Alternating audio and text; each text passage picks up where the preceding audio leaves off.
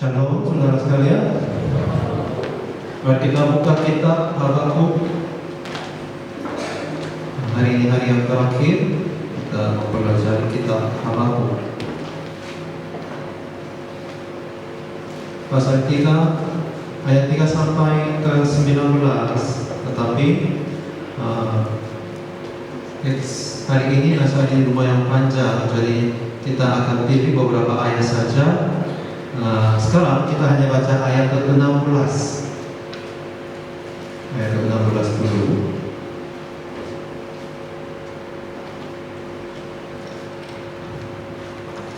Tolong mute suara musik. Mari kita baca bersama-sama hanya satu ayat ke-16. 1, 2, 3. Ketika aku mendengarnya, gemetarlah hatiku. Mendengar bunyinya, menggigillah bibirku. Tulang-tulangku seakan-akan kemasukan sengat, dan aku gemetar di tempat aku berdiri. Namun dengan tenang akan menantikan hari dosa yang akan mendatangi bangsa yang menyerangkan. Amin. Saya akan baca ulang. Ketika aku mendengarnya, gemetarlah hatiku. Mendengar bunyinya, menggigillah bibirku. Tulang-tulangku seakan-akan kemasukan sengat, dan aku gemetar di tempat aku berdiri. Namun dengan tenang akan menantikan hari kesusahan yang akan mendatangi bangsa yang berkerumunan menyerang kami. Habakuk adalah orang yang sangat memahami semua rencana Tuhan. Memang awalnya dia tidak bisa mengerti rencana Tuhan, tapi sekarang dia mengerti semua rencana Tuhan. Meskipun begitu, dia tetaplah seorang manusia yang bisa merasa takut ketika harus menerima hukuman. Dia sungguh bingung harus bersikap seperti apa ketika semua itu sudah ditetapkan akan terjadi. Apakah dia harus bersikap cuek seolah-olah hukuman itu hanya sekedar hukuman yang biasa-biasa saja? Atau harus seperti apa? Tetapi di luar semua itu, kita bisa mengambil kesimpulan bahwa seorang nabi besar pun ternyata juga bisa mengalami kelemahan-kelemahan seperti kita, manusia biasa. Jujur saja, sebagai manusia biasa, kita cenderung menganggap mereka adalah orang-orang istimewa karena pengetahuan mereka yang sangat menakjubkan. Dan apabila kita terus-menerus berpikiran seperti ini, kita tidak akan mendapatkan manfaat apapun dari tulisan-tulisan mereka. Dari sini, kita juga bisa melihat sekilas gambaran tentang karakter Habakuk. Habakuk termasuk orang yang cukup jujur untuk mengatakan bahwa ketika dia mendengar perkataan Allah, dia sangat gentar.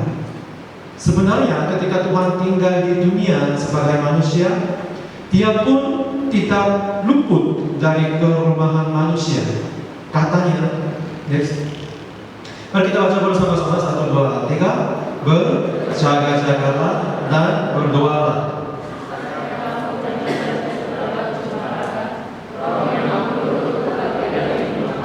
Roh memang penurut, tetapi apa yang lemah? Daging. Ada dua bagian, yaitu roh dan daging, jiwa dan tubuh di dalam diri kita. Kita patut bersyukur kepada Allah yang tidak pernah menyamakan kelemahan daging dengan kekurangan iman. Sebab orang-orang beriman pilihan Allah, saat mereka diperhadapkan pada kejadian-kejadian yang sulit, mereka juga merasa gentar. Yesus Kristus pun sama. Jadi kita tidak, jika kita merasa gentar ketika menghadapi situasi dan kondisi tertentu, itu bukan berarti kita tidak punya iman. Ingatlah Habakuk. Meskipun Habakuk mengerti dengan baik maksud dan tujuan Allah, namun dia tetap gentar. Itu semata-mata karena kerumahan dagingnya. Karena Allah sangat mengerti kerumahan manusia kita, maka Dia memperlengkapi kita dengan perlengkapan yang luar biasa. Pertama-tama, Dia mengatakan pada kita bahwa para hambanya yang terhebat pun pasti memiliki ketakutan fisik. Kita melihat hal itu juga terjadi pada Habakuk, bahkan Abraham yang disebut sebagai apa? Bapa orang beriman. Juga mempunyai rasa takut. Hal ini terlihat ketika dia berbohong dengan mengatakan bahwa Sarah bukan istrinya, melainkan saudaranya, adiknya. Cewek-cewek bisa hidup bersama dengan suami yang berbohong, saudara sebagai saudaranya, tetap bisa percaya? Ya pasti kalau zaman sekarang pasti bercerai. Daud pun mengakui bahwa daging membuatnya jatuh ke dalam dosa, meskipun dia mempunyai iman yang sangat kuat. Nabi Yeremia juga tidak jauh beda dengan Habakuk. Ketika dia harus menyampaikan nubuat Allah yang mengerikan, dia merasa putus asa. Apakah dia sanggup menghadapi cobaan itu? Lo-nya merasa sudah siap memberitakan, akan tetapi dagingnya menghalanginya untuk melakukannya. Saat Yohanes Pembaptis di penjara yang menderita, bukan saja fisiknya, namun juga psikisnya yang tentu saja hal ini membawa dampak yang sangat luar biasa kepada kondisi rohani. Keadaan yang serupa juga terjadi pada Rasul Paulus. Dalam suratnya di 2 Korintus, dia mengatakan bahwa dia tidak memperoleh ketenangan bagi tubuhnya. Next, dia berkata bahwa dia mengalami kesusahan di mana-mana, dari luar permusuhan dan dari dalam ketakutan. Dan rupanya yang pertama Paulus mengalami, next, 1 Korintus pasal 23, dia berkata bahwa kelemahan dan dengan sangat takut dan gentar. Dari contoh-contoh yang sudah disebutkan tadi, Allah ingin meyakinkan kita bahwa Dia benar-benar mengerti kita dan Dia akan menunjukkan jalan keluar bagi segala kesulitan kita. Lalu, dalam kelemahan manusiawi seperti itu, apa yang seharusnya dilakukan? Ketika kita merasa takut dan gemetar, apa yang seharusnya kita lakukan? Apakah yang dapat menopang seseorang bila tiba-tiba orang kasih datang dan mulai mengucapkan khotbah? Apa yang bisa menopang sisa-sisa umat Allah yang tetap setia bila segalanya tampak sudah lenyap? Dalam keadaan pasrah untuk membuat hati seolah-olah merasa tenang, kadang-kadang orang bersikap seperti ini. Next. Yang apa gunanya menangis sesuatu yang sudah terjadi? Atau apa gunanya takut dan khawatir? Toh kita sudah tidak bisa berbuat apa-apa lagi. Jadi mereka bersikap pasrah, atau berusaha menghindari masalah dengan berkata, next, yang terbaik adalah kita memikirkannya lagi. Sebaiknya nonton YouTube dan buka Facebook saja daripada tambah pusing.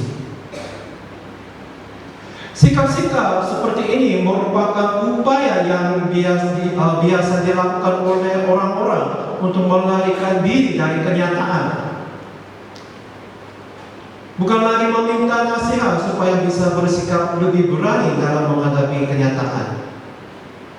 Ada yang jauh lebih baik daripada hanya sekedar usaha untuk memaksakan diri, yaitu dengan berkata, next, aku tidak akan melek atau menangis, aku akan menguatkan diriku. Habakuk mengakui bahwa jujur dia gemetar, bibirnya menggigit, dan tulang-tulangnya seakan-akan kemasukan sengat. Jadi dia benar-benar takut. Jadi dia tidak melarikan dari rasa takut ini. Dia mengakui bahwa dia benar-benar takut. Penanganan masalah secara psikologis sangat berbeda dengan metode Alkitabiah.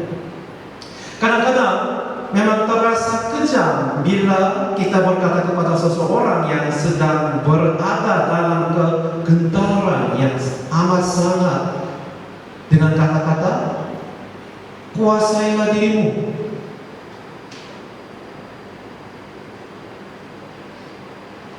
Kalau dia bisa melakukannya, maka rasa gentar itu akan hilang. Tetapi saat itu Habakuk berada dalam keadaan di mana dia sama sekali tidak sanggup lagi mengendalikan reaksi fisiknya. Dia tidak bisa berhenti gemetar, meskipun dia sudah berusaha keras. Pada saat seperti ini, metode yang ditawarkan dunia hanya akan berhasil diterapkan untuk orang-orang tertentu. Metode-metode itu tidak akan berhasil diterapkan pada seseorang yang berada dalam keadaan ketakutan fisik yang sangat hebat. Alkitab tidak menganjurkan kita untuk terlalu menonjolkan keberanian, melainkan mengajak kita untuk tetap bersukacita bahkan dalam keadaan yang paling buruk sekalipun. Mari kita baca ayat 17 dan 18. Ada di 1, 2, 3. Sekalipun pohon ara tidak berbunga, pohon anggur tidak berbuah, hasil pohon zaitun mengecewakan, sekalipun ladang-ladang tidak menghasilkan bahan makanan, kambing domba ternak kali kurungan, dan tidak ada lembu sapi dalam kandang. Namun aku akan bersorak-sorak di dalam Tuhan, berdiam-diam di dalam Allah yang menyelamatkan aku. Apa yang terjadi di antara ayat 16 dan 7 dan 18? Dia sekarang sangat takut dan gemetar, tapi kok dia tiba-tiba bisa bersukacita dalam Tuhan. Itulah tuntutan yang bagi orang Kristen. Selain orang Kristen, mungkin mereka akan bersikap pasrah. Itu orang Indonesia pasti lebih sikapnya pasrah kalau dibandingkan dengan orang Korea. Mereka agak lebih suka menerima apa adanya. Sama seperti yang dilakukan oleh kebanyakan orang dalam keadaan sulit, mereka berusaha keras membuat diri mereka menjadi berani. Namun sebaliknya bagi orang Kristen, meskipun secara fisik merasa sangat ketakutan, mereka harus tetap bersukacita. Bukan hanya berani, tapi mereka bisa bersukacita. Dia bisa bersukacita di dalam kesengsaraan dan berkemenangan di tengah-tengah situasi yang terburuk sekalipun. Itulah tantangan bagi orang Kristen. Disinilah letak perbedaan antara orang Kristen dan bukan orang Kristen. Bila situasi mengerikan bertubi-tubi menimpa orang Kristen, maka mereka harus bersikap lebih dari sekedar menguasai diri atau bersikap tegar. Kita harus mengenal sukacita kudus dan mewujudkan roh sukacita itu. Kita harus lebih dari pemenang yang tidak hanya berarti penguasaan diri karena kemauan yang keras. Akan tetapi kita harus senantiasa bersukacita di dalam Tuhan dan berliar-liar di dalam Allah yang menyelamatkan kita. Hal ini merupakan ujian bagi orang Kristen. Jika kita tidak melebihi para pemenang itu, maka kita sudah gagal sebagai orang Kristen. Oleh karena itu, buah Roh Kudus itu adalah apa? Kasih. Nah, kasih. Keduanya apa? Sukacita. Orang yang dikuasai oleh Roh Kudus itu orang yang bersukacita, pasti. Dalam konteks apapun dia bersukacita. Itu ciri-ciri orang yang penuh dengan Roh Kudus.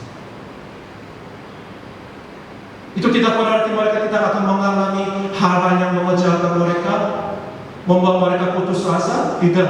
Mereka tidak akan pernah bebas dari segala hal yang mengecewakan mereka, tapi mereka tetap bersukacita. Lalu, mengapa hal-hal seperti itu bisa terjadi? Pada topik sebelumnya, hal ini sebenarnya sudah pernah disinggung, yaitu ketika kita bisa menafsirkan sejarah dengan benar dan sesuai dengan metode Alkitabiah, maka kita bisa menemukan jawaban atas segala permasalahan. Dan hal inilah yang dilakukan oleh Habakuk, di mana pada akhirnya dia menemukan penghiburannya. Setiap kali menulis kitab Mazmur mengalami situasi-situasi yang sulit dan menakutkan, Raja Daud, dia selalu mengingat kembali perbuatan-perbuatan Allah yang sungguh dahsyat dan luar biasa. Jadi sehingga dengan demikian dia dapat kembali memuliakan Allah dan bersukacita. Habakuk juga selalu mengingatkan dirinya tentang fakta-fakta besar dalam perjalanan panjang umat Israel, khususnya yang berkaitan erat dengan pembebasan orang Israel dari perbudakan di Mesir. Mulai dari perjalanan menyeberangi Laut Merah, Laut Teberau, perjalanan melintasi ladang gurun, bagaimana mereka mengalahkan para musuh dan akhirnya berhasil menduduki tanah perjanjian, tanah Kanaan. Jadi sebagai umat Allah di zaman modern ini, kita juga harus belajar menerapkan metode ini.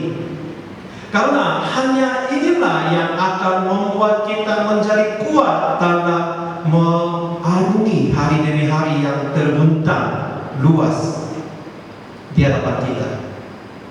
Apapun yang terjadi di saat kita mengalami keadaan yang paling sulit dan menakutkan, kita jangan pernah lupa untuk melihat dan mengingat kembali karya Allah yang sungguh dahsyat dan ajaib. Hanya ini membuat kita bisa tetap bersukacita. Cara psikologis tidak bermanfaat sama sekali saat kita menghadapi hal-hal yang sulit. Pertama, kita harus menyadari bahwa karya Allah adalah fakta sejarah yang memang benar-benar terjadi. Habakuk secara rinci menceritakan pada kita tentang hal-hal yang telah Allah lakukan. Bagaimana Allah membela Laut Merah, menghentikan matahari, dan memegang kendali atas segala sesuatu. Cukup banyak orang yang menggunakan istilah mitos untuk menjelaskan fakta-fakta sejarah. Selain itu, mereka juga mengatakan bahwa fakta sejarah merupakan sesuatu yang tidak penting. Semua cerita-cerita di dalam Alkitab tidaklah terlalu penting. Sebab yang paling penting adalah ajaran yang terkandung dalam fakta-fakta itu. Jadi banyak di antara mereka yang tidak percaya bahwa umat Israel benar-benar berjalan di atas Laut Merah yang terbelah. Mereka berkata bahwa hal itu tidak masuk akal. Namun mereka bersepakat bahwa yang terpenting adalah memahami unsur yang terkandung dalam cerita itu. Istilah mitos mengandung arti bahwa kulit sejarah tidaklah penting. Inti kebenaran itulah yang penting. fakta-fakta yang disajikan mungkin saja tidak sungguh-sungguh terjadi. Namun, pesan yang mereka bawa itulah yang benar. Jika pandangan seperti itu memang benar, itu berarti kita sama sekali tidak memiliki penghiburan. Dan seandainya Allah sungguh-sungguh tidak melakukan semua hal yang tertulis dalam perjanjian lama untuk bangsa Israel, maka seluruh isi Alkitab mungkin saja hanya berupa ajaran psikologi untuk membuat kita bahagia. Akan tetapi secara gamblang, Alkitab menunjukkan pada kita bahwa penghiburan dan kebahagiaan kita terletak pada fakta sejarah, kenyataan, fakta bahwa Allah memang benar-benar melakukannya dan semua itu sungguh-sungguh terjadi. Allah yang kita percayai adalah Allah yang mampu membela Laut Merah dan Sungai Yordan. Dan inilah yang menjadi landasan iman Kristen, yaitu percaya bahwa Allah sanggup melakukan segala hal. Maka dalam kondisi apapun kita bisa bersuka cita karena Allah yang sama ada di dalam kehidupan kita juga, dan Dia akan melakukan hal yang sama bagi kita.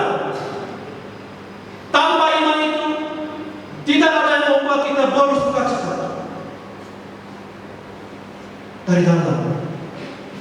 Dari harta yang sangat dalam tidak ada yang penghiburan yang lain. Katakanlah sepatah kata saja, Tuhan,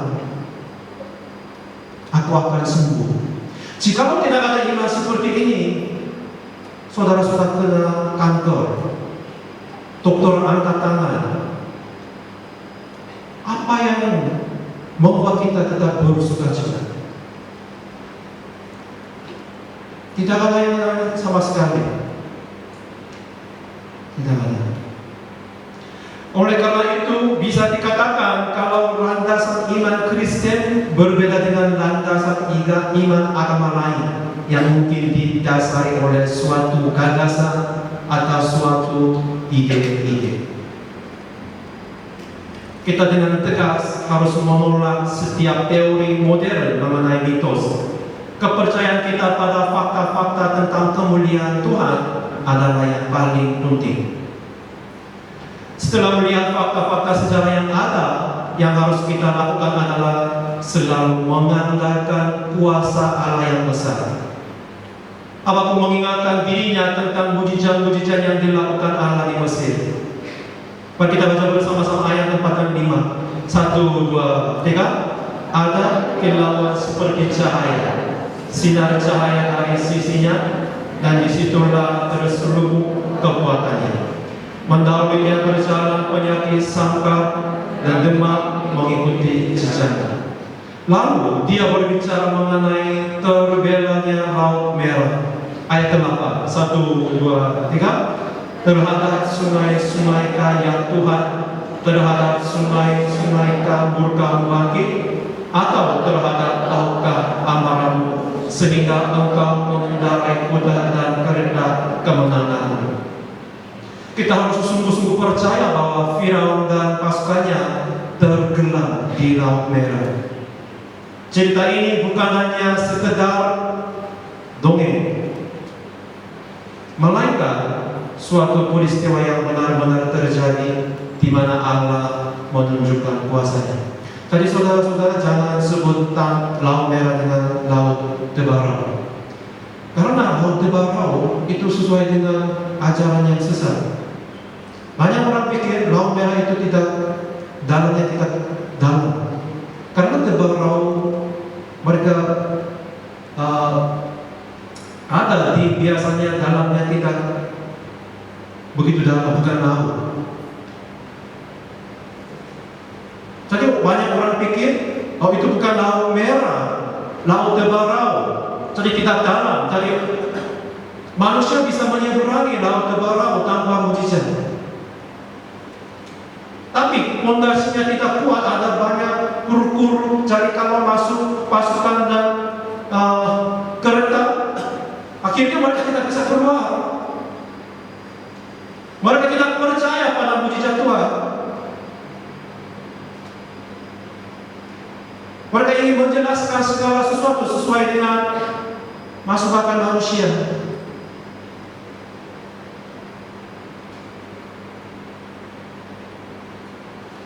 Setelah itu Habakuk mulai mengingatkan peristiwa lain, yaitu tentang Gunung Sinai, terbelahnya Sungai Yordan, serta kejadian ketika ayat 11 matahari bulan berhenti di tempat kediamannya. Hari ini kapan terjadi? Masa Yosua. Matahari bulan berhenti. Banyak orang tidak percaya bagaimana matahari bisa berhenti. Nah, hampir 2 hari terus siang untuk berikan waktu kepada bangsa Israel untuk menghancurkan musuhnya. Mereka menganggap semua hal itu sebagai mitos.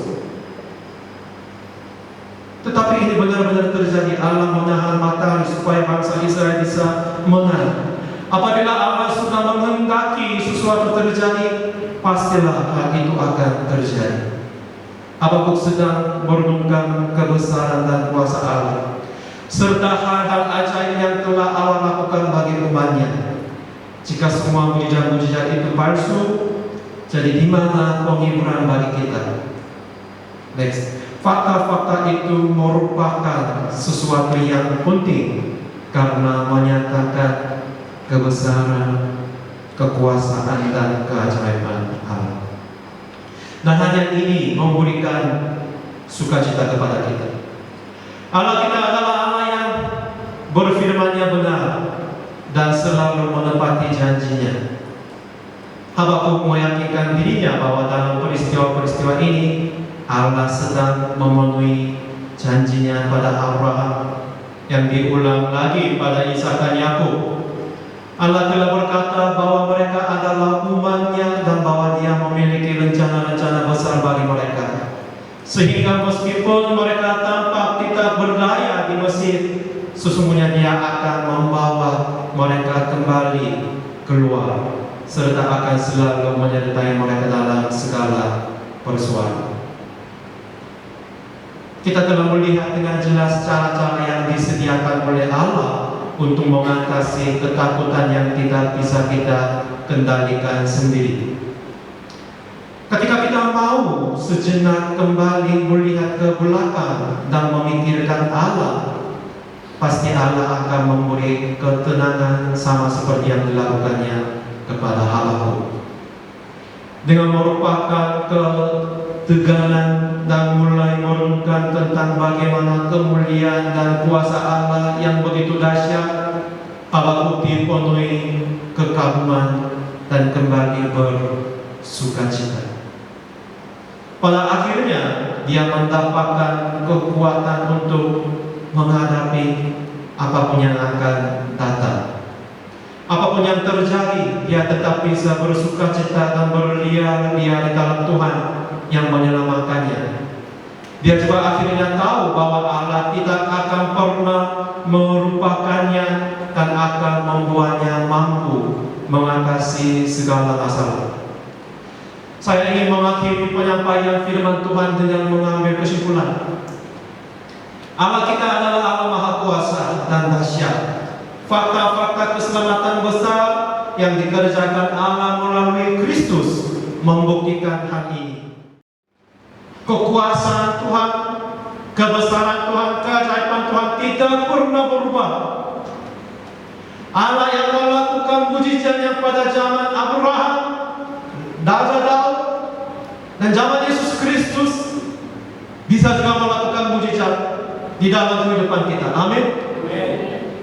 Jangan lupa, itulah sumber sukacita kita dan sumber penghiburan kita.